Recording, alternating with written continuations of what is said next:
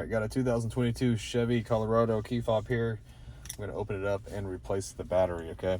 So if we turn it over and look at the bottom of it, there's a slot right here, perfect for a flathead screwdriver, okay? Just get yourself a little small one. Go ahead and put it in here. Just give it a twist, okay? You can see how this side right here popped up. You can put the screwdriver in, give it a little twist.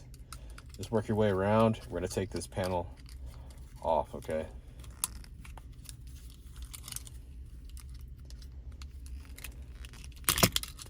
All right, once you get it off, here's the battery. And there are a couple little slots. There's one right here, there's one right here.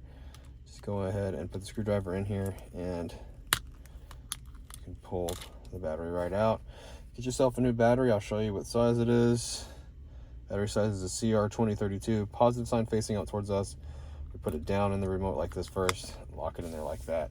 If you need a battery, check down in the description box. I'll have a link takes you to Amazon where you can pick up a new battery, okay?